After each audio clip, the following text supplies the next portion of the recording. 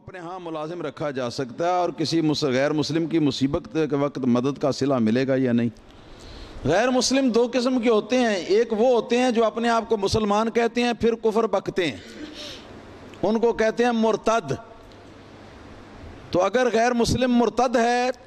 تو مرتد غیر مسلم کے ساتھ کسی بھی قسم کا معاملہ کرنے کی شرع شریف کے اندر ہرگز اجازت نہیں، ہرگز اجازت نہیں، ہرگز اجازت نہیں۔ اس کے ساتھ سلام حرام، اس کے ساتھ کلام حرام، اس کے ساتھ کھانا کھلانا حرام، اور اس کو ملازم رکھنا ہے، اس کے یہاں ملازم رہنا حرام، اس کے پاس سودا دینا یا سودا لینا اس سے حرام۔ الغرض اس کے ساتھ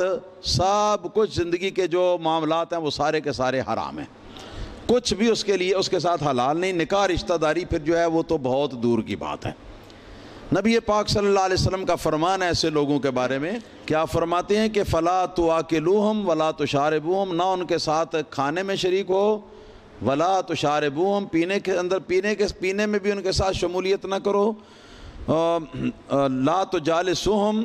اور ان کے ساتھ ان کی ہم نشینی بھی نہ کرو، ان کے ساتھ بیٹھنا بھی اختیار نہ کرو، لا تعودوہم ان مردو، اگر بیمار ہو جائیں تو ان کی عیادت بھی نہ کرو،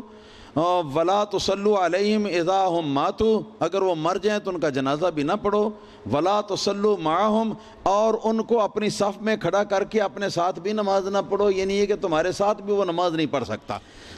اگر تم اس کو دور کرنے پر، وہاں سے ہٹانے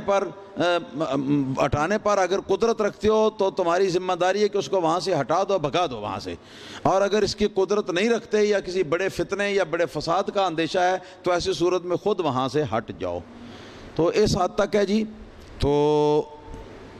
رہا وہ غیر مسلم کے جو مرتد نہیں ہے، یعنی اسلام کا اقرار کر کے مسلمانی کا دعویٰ کر کے پھر کفر بکنے والا نہیں ہے، بلکہ کافر اصلی ہے، جیسا کہ ہندو ہے، جیسا کہ سکھ ہے، جیسا عیسائی ہے، جیسا یہودی ہے، تو ان کو اپنے یہاں ہم ملازم رکھ سکتے ہیں اور مصیبت کے وقت ان کی مدد بھی کر سکتے ہیں، اور ان کی اگر وہ مصیبت زدہ ہوں اور ان کی مدد کی جائے تو اس کا ثواب بھی اللہ تعالیٰ کے یہاں ہے، مگر یہ دو شرطوں کے ساتھ ہے۔ پہلی شرط تو یہ ہے کہ اس کو اپنے یہاں ملازم رکھنے سے یا اس کو اپنی مدد جو ہے اس کے یہاں پہنچانے سے اسلامی حقوق میں سے کوئی حق جو ہے وہ برباد تو نہیں ہوتا، اور کسی شرعی حکم کے خلاف ورزی تو لازم نہیں آتی۔ مثلا یہ کہ ایک مسلمان آدمی ہے، وہ بھی اتنا ہی مجبور ہے، دوسری طرف تو آپ مسلمان کو چھوڑ کر اس مجبور کو آپ جو ہے نا وہ اس کی مصیبت کے اندر مدد کرتے ہیں، تو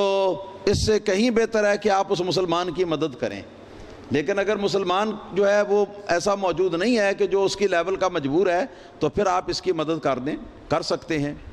دوسری شرط یہ ہے کہ یہ غیر مسلم جو ہو یہ اپنے مذہب کا مبلغ یا اپنے مذہب کو پھیلانے کی کوشش کرنے والا نہ ہو۔